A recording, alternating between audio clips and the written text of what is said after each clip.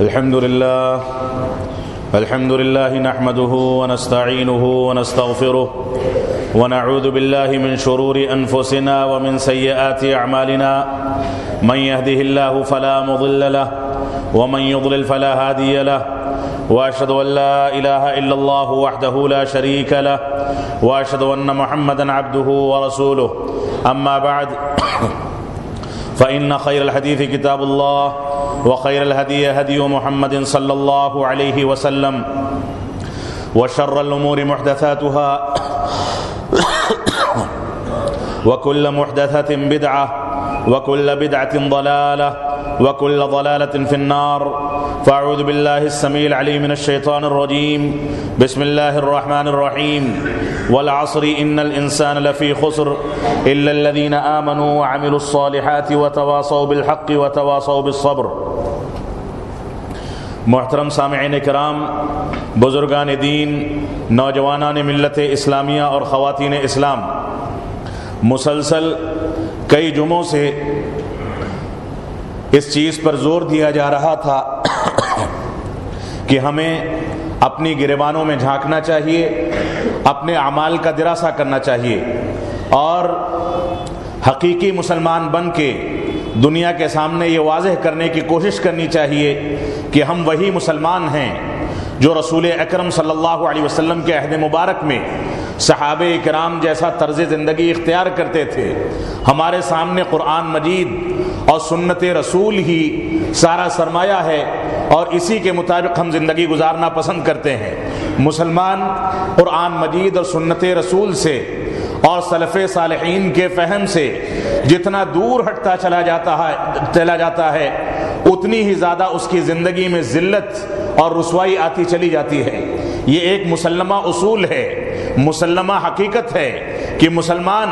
جب بھی مصیبت میں گرفتار کیے گئے، جب بھی ان کے اوپر پریشانیاں لاحق ہوئیں،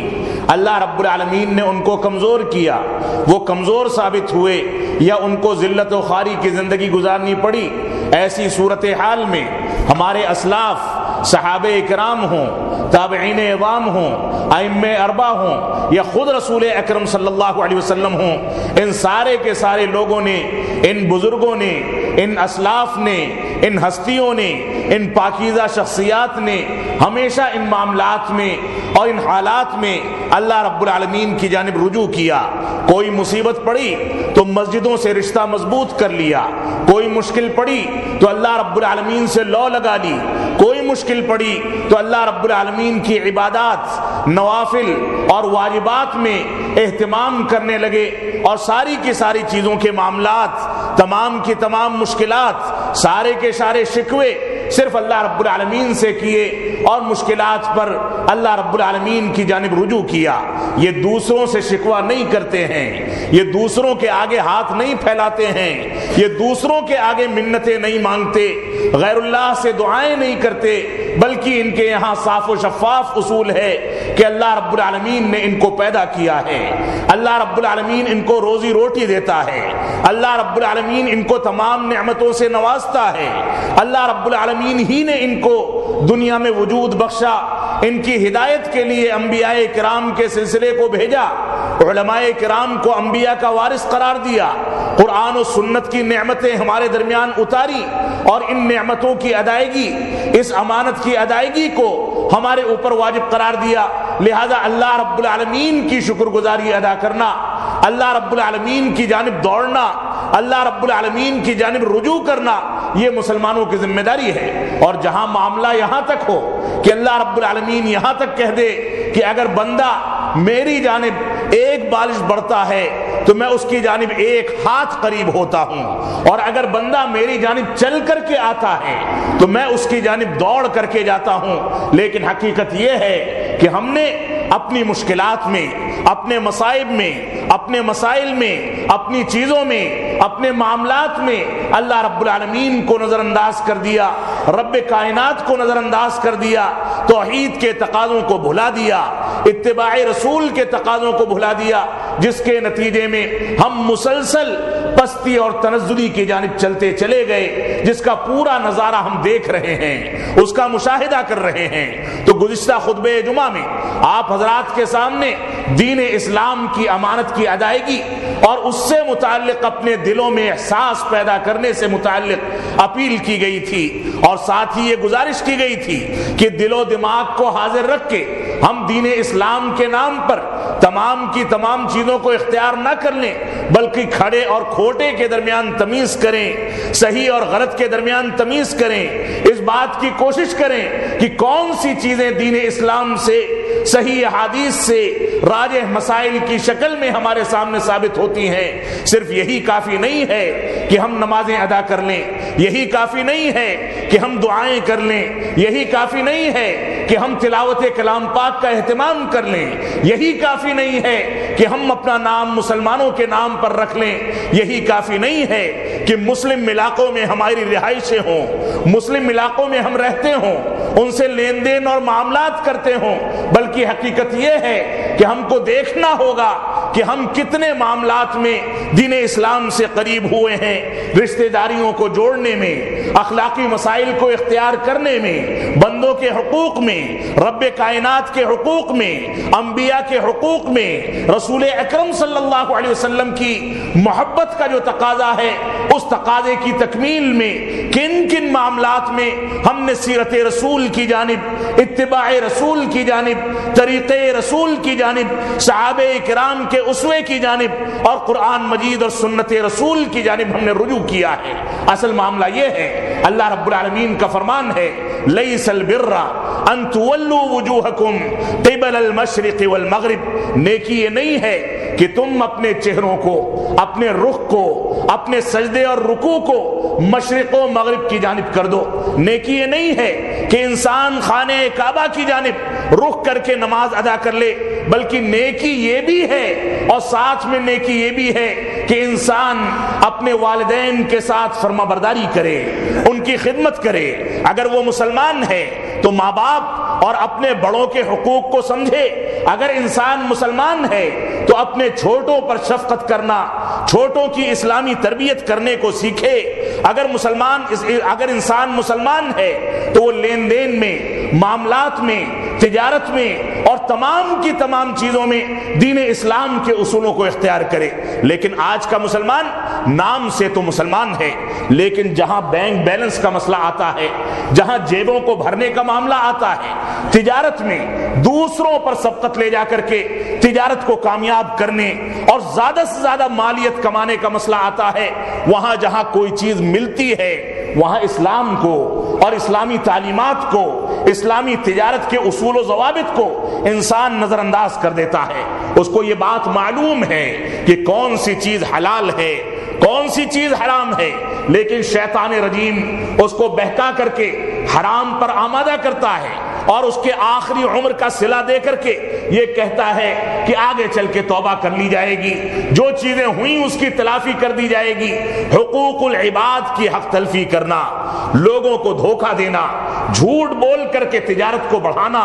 جھوٹا فائدہ کمانا، ایک دوسرے کو دھوکہ دینا، ایک دوسرے سے غلط بیانی کرنا، تجارت میں مبالغہ آرائی کر کے دوسروں کی تجارت کو پیٹنے کے لیے اور اپنی تجارت کو بڑھانے کے لیے مارکیٹ کے ماحول کو خراب کرنا، ناپ تول میں کمی اور بیشی کرنا، کانٹے لگانا، اور یہ جاننے کے باوجود کہ جو غلہ، جو کھانے پینے کا سامان، جو استعمال کا سامان ہم بیچ رہے ہیں وہ خراب ہو چکا ہے، سڑ چکا ہے اور ناکارہ ہو چکا ہے، اس کے باوجود اس کو بیچ دینا، یہ ساری کی ساری چیزیں مسلمان علاقوں میں ان کا مشاہدہ کیا جا سکتا ہے۔ جتنے کانٹے یہاں مارے جاتے ہیں، جتنا دھوکہ یہاں دیا جاتا ہے، جتنا جھوٹ یہاں بولا جاتا ہے، جتنا دھوکہ دھڑی یہاں کی جاتی ہے، شاید غیر مسلم علاقوں میں نہ کی جاتی ہو۔ تو نیکی صرف یہ نہیں ہے کہ ہم 5 وقتہ نمازوں میں باجماعت آ کر کے مشرق و مغرب کی جانب رخ کر لیں، بلکہ نیکی بہت کچھ ہے۔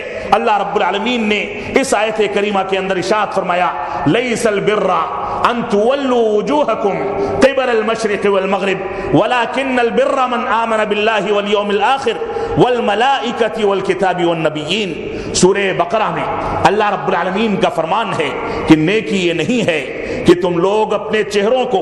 مشرق و مغرب کی جانب کر لو، وَلَٰكِنَّ الْبِرَّ مَنْ آمَنَ بِاللَّهِ، لیکن نیکی یہ ہے کہ انسان اللہ رب العالمین پر ایمان لائے، وَالْيَوْمِ الْآخِرِ، یوم آخرت پر ایمان لائے، وَالْمَلَائِکَةِ، فرشتوں پر ایمان لائے، وَالْکِتاب، اور کتابوں پر ایمان لائے، والنبیین، اور انبیاء کرام پر ایمان لائے۔ ایمان لانے کا مفہوم اور مطلب یہ نہیں ہے کہ اللہ رب العالمین کو صرف اپنا خالق سمجھ لیا جائے، بلکہ اس کے تقاضے جو ہیں، خالق سمجھنے کے نتیجے میں جو شکر گزاری اور عبادات کو انجام دینے کا احساس ہمارے دلوں کے اندر پیدا ہونا چاہیے، وہ بھی پیدا ہو، ہم اللہ رب العالمین کے شکر گزار بنیں، اس کے ساتھ کسی کو شریک ٹھہرایا جائے ہم اس چیز کو برداشت نہ کر پائیں۔ اللہ رب العالمین کی ربوبیت ہو یا الوہیت ہو یا اس کے اسماء و صفات کے مسائل ہوں، تمام کی تمام چیزوں میں اللہ رب العالمین کا حق ادا کیا جائے، اس کی توحید کا حق ادا کیا جائے، صرف اسی کے لیے سجدے ہوں، صرف اسی پر ایمان رکھا جائے، اس کے ایمان کے تقاضوں کی تکمیل کی جائے، یہ ایمان رکھا جائے کہ اللہ رب العالمین روزی دینے والا ہے، اللہ رب العالمین پیدا کرنے والا ہے، اللہ رب العالمین موت دینے والا ہے، تمام کی تمام ایمانیات پر ایمان رکھا جائے اور پختگی کے ساتھ دل کو اس پر آمادہ کیا جائے۔ یہ ایمان کیا چیز ہے؟ میں آج کے خطبہ جمعہ سے جس موضوع کو چھیڑنا چاہتا ہوں اس کو بغور سن لیں، وہ موضوع ہے سورۃ العصر کی روشنی میں ایمانیات کی شرح، اور سورۃ العصر کی روشنی میں اعمال صالحہ کی شرح، اور سورۃ العصر کی روشنی میں اس عظیم سورت کے اندر جس کے بارے میں امام شافعی رحمۃ اللہ علیہ فرماتے ہیں کہ اللہ رب العالمین قرآن مجید میں صرف اسی سورت کو نازل کر دیتا تو انسانیت کے لیے، جناتوں کے لیے اور پوری کائنات کی رشد و ہدایت کے لیے یہ سورت کافی تھی، کیونکہ اللہ رب العالمین نے اس عظیم سورت کے اندر دین اسلام کی مکمل شرح بیان فرما دی ہے، دین اسلام کے مکمل ضابطے بیان فرما دیے ہیں، وہ 4 اصول ذکر کیے گئے جو 4 اصول مسلمانوں کے لیے راہ نجات ہیں، جو 4 اصول مسلمانوں کی زندگی ہیں، جو 4 اصول مسلمانوں کی دنیا اور آخرت کی ترقی کا راز ہیں، جو 4 اصول دنیا میں عزت و وقار کی زندگی گزارنے اور عزت کے ساتھ دوسروں کا سامنا کرنے اور آرام کی زندگی گزارنے اور علو اور برتری کے ساتھ دنیا میں غالب ہو کر کے زندگی گزارنے کے راز ہیں۔ یہ 4 راز کیا ہیں؟ اللہ رب العالمین نے سورۃ العصر میں ارشاد فرمایا، والعصر، کی قسم ہے زمانے کی، قسم ہے صلاۃ عصر کی یا قسم ہے زمانے کی۔ مفسرین دونوں طرح کی رائے رکھتے ہیں۔ اللہ رب العالمین نے فرمایا قسم ہے زمانے کی، اس زمانے کی قسم اللہ رب العالمین نے کھائی ہے جس میں دنوں رات میں چاند اور سورج اگتے اور ڈوبتے ہیں، جس میں ستارے ان نگاہوں سے نظر آتے ہیں، جس کے اندر انسان صاف و شفاف پانی کو حاصل کرتا ہے، بہترین سے بہترین کھانا کھاتا ہے، اس کی آل اولاد ہوتی ہے، اس کے گھرانوں میں وسعت آتی ہے، اس کے خاندان بڑھتے ہیں، اس کے خاندانوں میں شادی بیاہ ہوتی ہے، خوشی کے موقع آتے ہیں، موت کے مواقع آتے ہیں، غم اور مسرت کے مواقع آتے ہیں، وہ لوگوں سے لین دین کرتا ہے، تجارت کرتا ہے، لوگوں کے ساتھ بہت سارے معاملات میں ڈیل کرتا ہے۔ اللہ رب العالمین نے اس زمانے کی قسم کھائی کہ اس زمانے کی قسم کھانا اللہ رب العالمین کی جانب سے کوئی معمولی پیغام نہیں ہے، رب کائنات ہے، خالق و مالک ہے اور مالک الملک ہے، ساری کی ساری چیزوں کو پیدا کرنے والا، سارے کے سارے بادشاہوں کا بادشاہ، جس نے اس دنیا کے اندر گرمی بھی پیدا کر دی، اس میں سردی بھی پیدا کر دی، اس دنیا میں وہ برسات برساتا ہے، پانی برساتا ہے، جس کے نتیجے میں ہم کو غذائیں کھانے کو ملتی ہیں۔ اگر وہ چاہے اس چلچلاتی دھوپ کو طویل کر کے بارش کو روک دے، ساری کی ساری دنیا قحط سالی کے نتیجے میں نیست و نابود ہو جائے گی۔ اگر وہ چاہے تو بارش کو اتنی کثرت کے ساتھ برسائے کہ سمندر ابل پڑے، نہریں ابل پڑیں اور ساری کی ساری دنیا میں تباہی مچ جائے۔ اگر وہ چاہے تو ان سارے کے سارے سسٹمز کو، ساری کی ساری چیزوں کو وہ تباہ و برباد کر سکتا ہے، لیکن اس نے انسانوں کی کوتاہیوں کو، انسانوں کی بدکاریوں کو، بے راہ روی کو، توحید و سنت سے دوری کے نتیجے میں جو ان لوگوں نے بے راہ روی اختیار کی ہے، اس کو نظر انداز کر کے اللہ رب العالمین نے اس کوتاہی کے باوجود انسانیت کو چھوڑ دے رکھی ہے۔ وہ جانوروں کو بھی روزی روٹی دیتا ہے، وہ انسانوں کو بھی دیتا ہے، وہ جناتوں کے لیے بھی روزی روٹی کا انتظام کرتا ہے، وہ کیڑے مکوڑوں کے لیے بھی کرتا ہے، وہ درخت اور چرند پرند کے لیے پانی اور کھانے پینے کا انتظام کرتا ہے۔ یہ چیزیں پنپتی ہیں، پہاڑ پنپتے ہیں، دنیا کی ساری مخلوقات پنپتی ہیں، اس سے انسانیت فائدہ اٹھاتی ہے، جنات فائدہ اٹھاتے ہیں اور دوسری مخلوقات فائدہ اٹھاتی ہیں۔ یہ سارا کا سارا سسٹم اللہ رب العالمین نے اس دنیا میں بنایا۔ اس دنیا کو اللہ رب العالمین نے خوبصورت بنایا۔ کہیں نہریں بہتی ہیں، کہیں کا موسم ٹھنڈا ہوتا ہے، کہیں گرم ہوتا ہے، کہیں انسان جا کر کے اپنی بہت ساری بیماریوں سے صرف وہاں کی آب و ہوا کے نتیجے میں نجات حاصل کر سکتا ہے۔ اللہ رب العالمین اتنا بڑا خالق و مالک ہے کہ جن علاقوں میں جو بیماریاں کثرت سے پائی جاتی ہیں ان بیماریوں کا علاج جھاڑ اور اسی طرح سے جو گھاس پھوس اگتی ہے، جو پودے بذات خود نکل آتے ہیں ان علاقوں میں، ان پودوں کے اندر اللہ رب العالمین نے اس علاقے کی ان مشہور بیماریوں کا علاج تک رکھا ہے۔ انسان کی رسائی وہاں تک ہو پائے یا نہ ہو پائے، لیکن رب کائنات نے سارے کے سارے لوگوں کے لیے، پوری انسانیت کے لیے پورے انتظامات کر دیے۔ وہ ساری کی ساری چیزوں میں راحت کی زندگی گزار سکتا ہے، بیماریوں سے نجات پا سکتا ہے، شفا یابی پا سکتا ہے۔ تو رب کائنات اور اللہ رب العزت نے جب اس کو اتنا مقام عطا فرمایا، اتنی سہولیات دی، اتنی نعمتیں نازل کی اور اتنے زیادہ انعامات کیے، اکرام کیا، تو ایسی صورت میں اللہ رب العالمین کے حقوق ہمارے اوپر جو واجب ہوتے ہیں ان کی ادائیگی کرنا یہ ہماری ذمہ داری ہے۔ ان حقوق کے بارے میں اگر ہم نے کوتاہی کر دی، توحید کے معاملات میں اللہ رب العالمین کے ساتھ کسی کو شریک ٹھہرا دیا، تو رب کائنات اس کو کیسے برداشت کر سکتا ہے؟ اور موجودہ دور میں مسلمانوں نے اسی چیز کو انجام دیا ہے۔ صورتحال یہاں تک ہے کہ انسان قبروں والوں کو اور سجادہ نشینوں کو، قبروں پر جو کچھ چیزیں کی جاتی ہیں ان چیزوں کو اپنی زندگی کا سہارا سمجھتا ہے، غیر اللہ کو پوجتا ہے۔ مسلمان بس یہ کہہ کر کے پوچھتا ہے کہ اللہ رب العالمین تک پہنچنے کے وسیلے، اللہ رب العالمین تک پہنچنے کا ذریعہ ہے، اور غیر مسلم اس کو ڈائریکٹ پوچھتا ہے۔ ان دونوں میں اس ناحیے سے کوئی فرق نہیں۔ تو ایسی صورت میں ہم اللہ رب العالمین سے کون سی امید لگائے بیٹھے ہیں؟ اور آپ کو وہ واقعہ بتایا جائے، علامہ امرتسری رحمۃ اللہ علیہ جب اجمیر تشریف لے گئے اور وہاں پر ان کا مقصد یہ تھا کہ وہاں کی درگاہ کا دراسہ کریں، اس پر دیکھیں کہ کس انداز سے اللہ رب العالمین کے ساتھ کسی کو شریک ٹھہرایا جاتا ہے، تو ایک سجادہ نشین نے ٹھٹھا مارا اور کہا کہ مولانا آپ تو ان چیزوں کو ماننے والے نہیں ہیں، آپ کا تعلق تو دوسرے مکتب فکر سے ہے، آپ یہاں پر کس لیے آئے ہیں؟ تو انہوں نے فرمایا کہ آیا ہوں تاکہ دیکھ سکوں کہ ان شرکیات کی تردید کیسے کی جائے، ان کا کنڈم کیسے کیا جائے، ان کو نیست و نابود کیسے کیا جائے۔ تو وہ ہنستا ہے اور کہتا ہے کہ مولانا آپ بڑے بھولے ہیں، یہاں کسی کو شرک نہیں، کسی کے ساتھ شرک نہیں کیا جاتا، یہاں پر تو توحید ہی توحید ہے۔ مولانا نے فرمایا کہ وہ کیسے؟ تو اس نے کہا یہاں پر صرف اسی قبر والے کو پوجا جاتا ہے، اس کے ساتھ اللہ رب العالمین کو شریک کرنے کی بھی گنجائش نہیں ہے، یہاں صرف اسی کی عبادت کی جاتی ہے۔ یہ مسلمانوں کا اعتقاد ہے، یہ مسلمانوں کا نظریہ ہے جس نے مسلمانوں کو تباہ و برباد کر دیا۔ اور آج کے دور میں آپ دیکھ لیں، چاہے سیاسی اتار چڑھاؤ ہو، حکومتوں کی تبدیلی ہو، اور مسلمانوں کی جانب سے خود مسلمانوں میں سے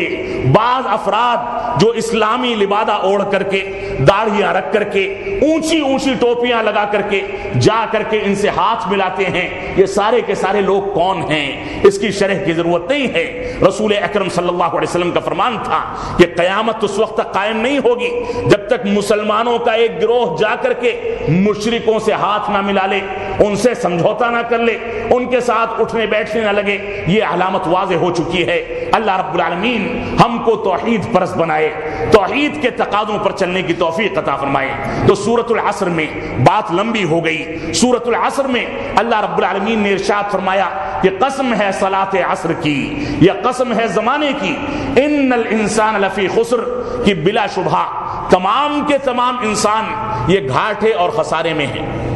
نقصان میں ہیں، تباہ و برباد ہونے والے ہیں۔ الا الذين آمنوا وعملوا الصالحات وتواصوا بالحق وتواصوا بالصبر، 4 قسم کے افراد ہیں، 4 صفات کے حاملین ہیں جن کو رب کائنات نے خود اس خسارے اور گھاٹے سے الگ بتایا ہے۔ امتیازی صورت اللہ رب العالمین نے ذکر فرمائی۔ اللہ رب العالمین نے فرمایا گھاٹے اور خسارے میں ساری کی ساری انسانیت ہے، صرف مسلمان نہیں، صرف عیسائی نہیں، صرف یہودی نہیں، صرف آتش پرست نہیں، صرف مشرک نہیں، بلکہ انسانوں کا تذکرہ کیا گیا کہ انسانوں کا تعلق چاہے چین میں رہنے والے لادینی افراد سے ہو، چاہے ہندوستان میں بسنے والے اقلامی افراد سے ہو، چاہے ہندوستان یا دوسری سرزمینوں پر بسنے والے اور پنپنے والے ادیان سے ہو، چاہے آسمانی کتابوں سے ہو، چاہے انسان کے وضعی وسائل سے ہو، کوئی بھی صورتحال ہو، انسان اس دنیا میں زندگی گزارتا ہے تو وہ گھاٹے اور خسارے میں ہے، وہ خسارے سے باہر نہیں ہے سوائے 4 قسم کے لوگوں کے۔ 4 قسم کے لوگ کون ہیں؟ الا الذین آمنوا وعملوا الصالحات، سوائے ان لوگوں کے جو لوگ ایمان لے آئے اللہ رب العالمین پر۔ جبریل علیہ السلام نے رسول اکرم صلی اللہ علیہ وسلم سے دریافت کیا، وہ مشہور روایت ہے جس کو صحیح بخاری میں امام بخاری نے اور صحیح مسلم میں بھی وہ روایت موجود ہے کہ اللہ کے نبی صلی اللہ علیہ وسلم بیٹھے ہوئے تھے، ایک انسان آیا جس کے کپڑے بہت زیادہ سفید تھے، بال بہت زیادہ کالے تھے اور اس کے اوپر سفر کے آثار نظر نہیں آتے تھے۔ صحابہ کرام نہ اس کو پہچانتے تھے کہ اہل مدینہ میں سے ہو، اہل مدینہ میں سے نہیں تھا، اور اسی طرح سے آثار سفر نہیں تھے کہ باہر سے آیا ہو، تعجب میں بیٹھے تھے۔ اور اس کے بعد جو اسلوب اختیار کیا، جو طرز اختیار کیا، انہوں نے آ کر کے رسول اکرم صلی اللہ علیہ وسلم کے مبارک گھٹنوں سے اپنا گھٹنا ملا دیا، بیٹھ گئے اور آپ کی مبارک ران پر اپنا ہاتھ رکھ دیا، اور اس کے بعد عجیب و غریب انداز اختیار کر کے رسول اکرم صلی اللہ علیہ وسلم سے سوال کرتے ہیں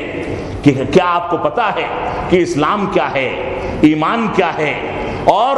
علامات قیامت کیا ہیں، احسان کیا ہے؟ یہ سارے کے سارے سوال جبریل علیہ السلام کرتے جاتے تھے، اور اس کے بعد خود رسول اکرم صلی اللہ علیہ وسلم کو جواب دیتے تھے یا آپ کے جواب کی تصدیق بھی کرتے تھے کہ آپ نے صحیح فرمایا۔ اس صورتحال میں رسول اکرم صلی اللہ علیہ وسلم کے مبارک گھٹنوں سے اپنے مبارک گھٹنوں کو ملا کر کے آپ کی مبارک ران پر اپنا ہاتھ رکھنے کے بعد انہوں نے فرمایا کہ اللہ کے نبی صلی اللہ علیہ وسلم آپ بتائیے کہ یہ ایمان کیا چیز ہے؟ تو اللہ کے نبی صلی اللہ علیہ وسلم نے فرمایا، جیسا کہ صحیح بخاری کی روایت ہے کہ ان تؤمن باللہ وملائکتہ وکتبہ ورسلہ والیوم الآخر وبالقدر خیرہ وشرہ، کہ ایمان یہ ہے کہ انسان اللہ رب العالمین پر ایمان رکھے۔ ایمان کا مفہوم اور معنی جو علماء کرام نے ذکر کیا ہے اور کتب احادیث کے سے ماخوذ اصول اور ضوابط کی روشنی میں ذکر کیا ہے، وہ یہ ہے کہ انسان اپنے دل سے اس بات کی تصدیق کرے کہ تمام کی تمام ایمانیات پر وہ ایمان رکھتا ہے، زبان سے ان باتوں کا اقرار کرے کہ وہ ایمانیات کا اقرار کرے، اور اسی طرح سے وہ اپنے اعضاء و جوارح کے ذریعے سے ان چیزوں کو برت کر کے دکھائے۔ یہ ایمان کا معنی اور مفہوم ہے۔ ایمان صرف اس کا نام نہیں ہے کہ دل میں علم رکھا جائے جو شیطان کو بھی ہے، ایمان صرف اس کا نام نہیں ہے کہ انسان زبان سے اقرار کر لے اور نمازوں کی ادائیگی نہ کرے، عبادات میں کوتاہی کرے، بلکہ ایمان 3 چیزوں کے مجموعے کا نام ہے کہ انسان زبان سے اقرار بھی کرے، دل سے تصدیق بھی کرے، اور اسی طریقے سے وہ اعضاء و جوارح کے ذریعے اعمال صالحہ کو انجام دے۔ یہ تینوں کی تینوں چیزیں جب ایک ساتھ پائی جائیں گی تب ایمان کامل ہوگا۔ ایمان میں جتنی کمی آئے گی اعمال صالحہ کی کوتاہی کے نتیجے میں، اتنا ہی زیادہ ایمان گھٹے گا، اور اطاعت کے کاموں سے اس ایمان میں اضافہ ہوتا ہے اور اس میں زیادتی ہوتی رہتی ہے۔ یہ اہل سنت والجماعت کا متفقہ فیصلہ ہے اور متفقہ رائے ہے تو اس ایمان کے ساتھ وہ اللہ رب العالمین پر ایمان رکھے، یوم آخرت پر ایمان رکھے، فرشتوں پر ایمان رکھے، اللہ رب العالمین کی کتابوں پر ایمان رکھے اور تقدیر کے اچھے اور برے ہونے پر ایمان رکھے۔ یہ سورۃ العصر میں جن افراد کو گھاٹے اور خسارے سے خارج کیا گیا، جن لوگوں کو گھاٹے اور خسارے سے بری سمجھا گیا، جن کے بارے میں یہ بشارت دی گئی کہ یہ لوگ گھاٹے اور خسارے میں نہیں ہیں، ان لوگوں کی پہلی صفت بیان کی گئی کہ وہ لوگ ایمان رکھتے ہیں تمام کی تمام ایمانیات پر۔ اب اس کے بعد میں چاہوں گا کہ ایمان باللہ اور ایمان کے جو سارے کے سارے ارکان ہیں اس سے متعلق تھوڑی سی گفتگو آپ کے سامنے کی جائے۔ ایمان باللہ کو تفصیل کے ساتھ اور اسی طرح سے دوسرے ایمانیات کو بقدر تفصیل آپ کے سامنے بیان کیا جائے۔ یہ ایمان کیا چیز ہے؟ حقیقت یہ ہے کہ مسلمان اس میں کوتاہ نظر آتا ہے۔ مسلمانوں کے بہت سے گروہ ایسے ہیں جو مرجیہ کے عقیدے کے قائل ہیں اور وہ یہاں تک کہتے ہیں کہ صحابہ کرام کا ایمان جس انداز کا تھا اسی انداز کا ایمان ہمارا بھی ہے، ایمان میں زیادتی اور کمی نہیں ہوتی۔ یہ عقیدہ مسلمانوں کو فساد کی طرف دھکیلتا ہے۔ مسلمان یہ سوچ لے، اس کو یہ زعم پیدا ہو جائے، اس کو یہ خوش فہمی پیدا ہو جائے کہ میرا ایمان پختہ ہے، میرا ایمان مضبوط ہے، میں اپنے ایمان کے ذریعے جنت کو حاصل کر سکتا ہوں، تو یہ اس کے ترقی کی راہ کی سب سے بڑی رکاوٹ ہے۔ انسان کے ایمان میں کمی اور زیادتی ہوتی ہے، وہ بڑھتا ہے اطاعت کے کاموں سے اور گھٹتا ہے معصیت کے کاموں سے۔ اس وجہ سے ایمان کے بارے میں اس اعتقاد کو، اس تصور کو سامنے رکھ کر کے ہمیں آگے کے فیصلے کرنے ہوں گے۔ تو پہلی چیز ہے ایمان کے بارے میں اللہ رب العالمین پر ایمان رکھنا۔ اللہ رب العالمین پر ایمان کا معنی اور مفہوم کیا ہے؟ اس سلسلے میں آپ اس بات کو دیکھ لیں کہ اللہ رب العالمین کے اوپر ایمان کو 4 ناحیوں سے سمجھا جانا چاہیے۔ ایک چیز تو یہ کہ ہمارے اوپر واجب ہے کہ ہم اللہ رب العالمین پر فطری طریقے سے ایمان رکھیں۔ ہماری فطرت کہتی ہے، ہمارا دل کہتا ہے، ہمارا دماغ اس بات پر آمادگی کا اظہار کرتا ہے۔ ہم خالی الذہن ہو کر کے رات کی تنہائی میں کسی بھی عقیدے کے حامل ہیں، کسی بھی مذہب کو ماننے والے ہیں، اگر خالی الذہن ہو کر کے اور اس بات کو سوچنے پر اپنے دل کو آمادہ کریں کہ انسان یہ سوچے کہ اس کو روزی روٹی دینے والا کون ہے، اس کی پرورش کرنے والا کون ہے، اس کو کس نے پیدا کیا، اس کو موت کون دیتا ہے، اتنی بڑی کائنات اور اتنی بڑی دنیا کا نظام کون چلاتا ہے، تو ایسی صورت میں اس کی فطرت، اس کا دل اور اس کا دماغ اس سے یہی کہے گا کہ کوئی تو ایسی طاقت ہے جو پتھروں کی شکل میں نہیں ہو سکتی، کوئی تو ایسی طاقت ہے جو قبروں کی شکل میں نہیں ہو سکتی، کوئی تو ایسی طاقت ہے جو درخت کے یا کسی طاقتور شکل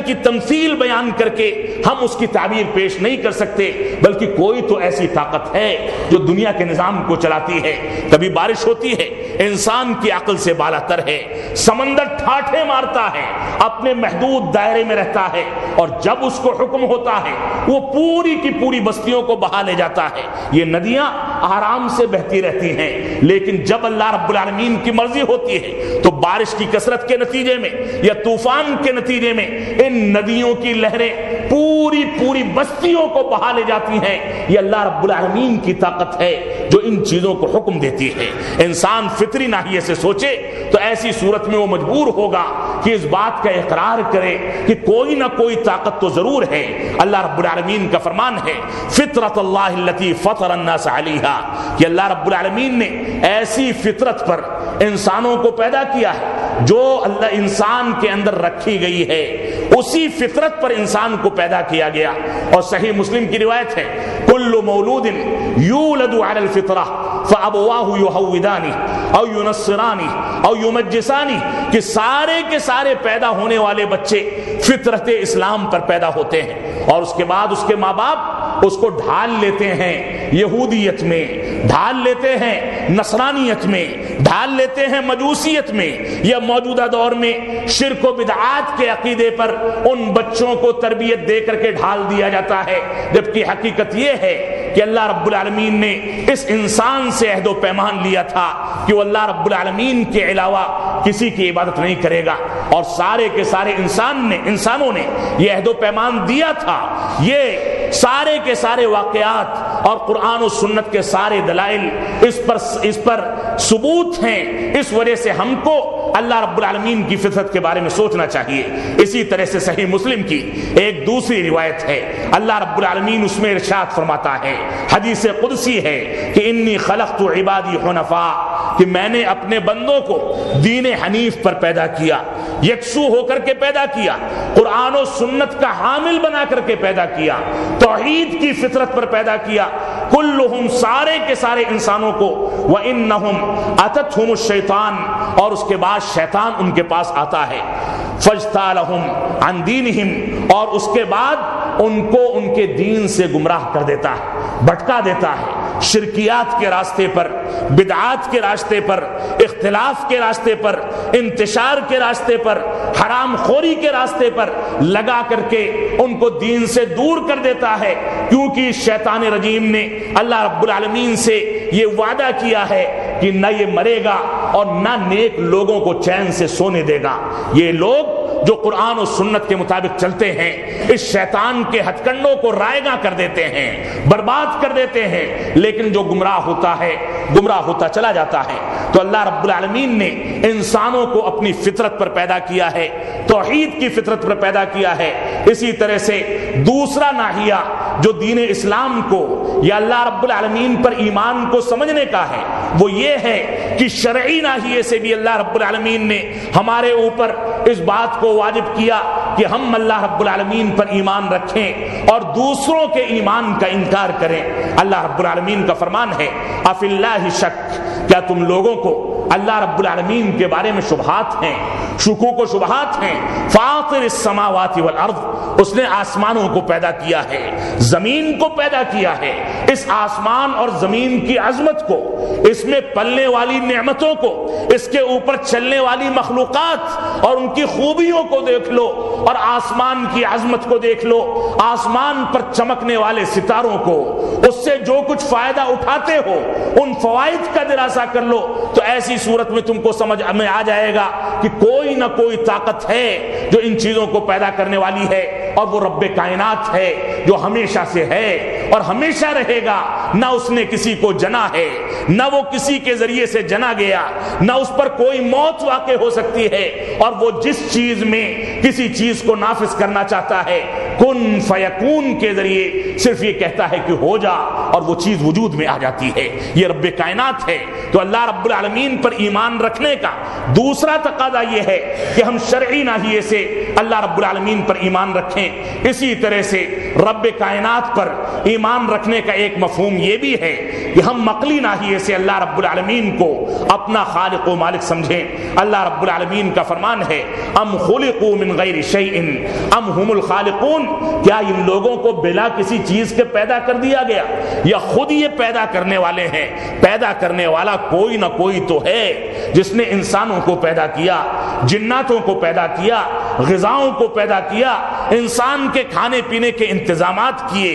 دنیا کے اندر ایسی ایسی مخلوقات پیدا کر دی جن سے انسان بظاہر خوف بھی کھاتا ہے، لیکن وہ چیزیں اور وہ مخلوقات انسانوں کے لیے کہیں نہ کہیں مفید بھی ہیں، اور ان چیزوں سے انسان فائدہ بھی اٹھاتا ہے۔ تو اللہ رب العالمین کو عقلی ناحیے سے اپنا خالق و مالک ماننا یہ بھی اللہ رب العالمین پر ایمان کا تقاضا ہے۔ اسی طرح سے یہ ہمارے دلوں میں احساس پیدا ہو، حسی ناحیے سے ہم اللہ رب العالمین پر ایمان رکھیں۔ جیسا کہ ہم دیکھتے ہیں کہ ہم کوئی چیز اللہ رب العالمین سے مانگتے ہیں، دعائیں کرتے ہیں، اور طلوع آفتاب سے پہلے وہ دعائیں قبول کر لی جاتی ہیں۔ آپ نیکی کے ساتھ حلال خوری کی صفت کو اختیار کر کے اللہ رب العالمین سے مانگ کر کے دیکھیں، رات میں مانگیں گے، اللہ کی قسم کسی نہ کسی شکل میں صبح تک وہ چیز آپ کے سامنے نمودار ہو جائے گی۔ رب کائنات آپ کی دعاؤں کو سنتا ہے، یہ احساس دلاتی ہے یہ بات اور یہ حقیقت کہ اللہ رب العالمین ہماری دعاؤں کو جو ہم نے بھیڑ بھاڑ میں مانگی ہوں، وہ دعائیں جو رات کی تاریکی میں مانگی ہوں، مسجدوں کے اندر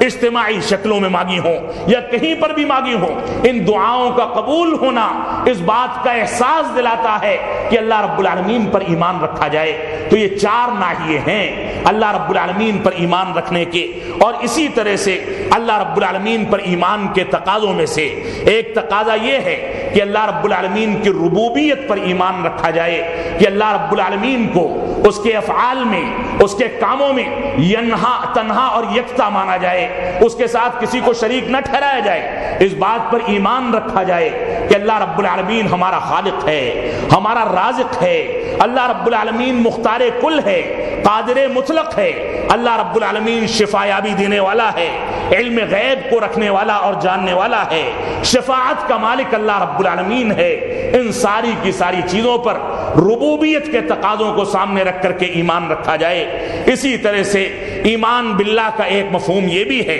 کہ اللہ رب العالمین کی الوہیت پر، یعنی اللہ رب العالمین کی عبادت میں اس کا کسی کو شریک نہ ٹھہرانا اور تنے تنہا صرف اسی کی عبادت کو انجام دینا، اس چیز پر بھی ایمان رکھا جائے، یعنی ایمان رکھا جائے کہ دعائیں صرف اللہ رب العالمین سے کی جائیں، استعانت اور استغاثہ صرف اللہ رب العالمین سے کیا جائے۔ اسی طرح سے ذبح کرنے کی صفت جو اللہ رب العالمین نے ہمارے لیے مسنون قرار دی ہے، صرف اللہ رب العالمین کے لیے جانوروں کو ذبح کیا جائے، رقیہ صرف اللہ رب العالمین سے امید لگا کر کے کیا جائے، وسیلہ صرف رب کائنات کا پکڑا جائے، رکوع اور سجدے اسی کے لیے کیے جائیں، قسم اسی کی کھائی جائے، نظر اسی کے لیے مکمل کی جائے، اسی کے گھر کا طواف کیا جائے، اسی سے محبت کی جائے، اسی کا خوف اور خشیت اپنے دلوں میں رکھا جائے، اسی سے امیدیں وابستہ کی جائیں اور اسی پر بھروسہ اور اعتماد اور توکل کیا جائے۔ یہ توحید الوہیت کا معنی اور مفہوم ہے اور اس کے تقاضے ہیں جس کو اختصار کے ساتھ آپ کے سامنے ذکر کر دیا گیا۔ اور اللہ رب العالمین پر ایمان کا ایک تقاضا یہ بھی ہے کہ اللہ رب العالمین کے اسماء و صفات، یعنی اس کے جو کچھ نام یا صفات قرآن مجید میں ثابت ہیں، ان چیزوں کو بلا کیفیت کے بیان کیے ہوئے اور بلا تشبیہ دیے ہوئے، بلا انکار کیے ہوئے، بلا مماثلت کے ان چیزوں کا اقرار کیا جائے۔ اور حقیقت یہ ہے کہ توحید اسماء و صفات توحید کی وہ قسم ہے جس قسم پر مسلمانوں کے درمیان مختلف دھڑے بن گئے، کوئی مرجیہ ہو گیا، کوئی مشبہہ ہو گیا، کوئی معطلہ ہو گیا، کوئی ممثلہ ہو گیا، کسی نے کوئی سا عقیدہ اختیار کر لیا۔ انہی عقائد کی بنیاد پر اللہ رب العالمین کے اسماء و صفات کے تقاضوں کو ادا نہ کرنے اور اس کو مشابہت دینے یا اس کی صفات کا انکار کرنے یا بعض صفات کو اختیار کر کے بقیہ صفات کا انکار کرنے یا صفات کی کیفیت بیان کرنے کے نتیجے میں انسان گمراہ ہوتے چلے گئے۔ تو یہ بھی اللہ رب العالمین پر ایمان کا تقاضا ہے۔ اللہ رب العالمین ہم کو توفیق عطا فرمائے کہ ہم سورۃ العصر کی روشنی میں تمام کے تمام اصولوں کو، ان چاروں اصولوں کو اپنی زندگی میں نافذ کر سکیں۔ ایمان باللہ کے جو مفاہیم آپ کے سامنے بیان کیے گئے، اختصار کے ساتھ اللہ رب العالمین ہم کو توفیق عطا فرمائے کہ ہم ان چیزوں کو اپنی زندگی میں نافذ کر سکیں۔ ہم جب تک جئیں تب تک اسلام پر جئیں، جب ہمارا خاتمہ ہو تو ایمان پر ہو۔ وصلی اللہ علی نبینا محمد وعلی آلہ وصحبہ وسلم۔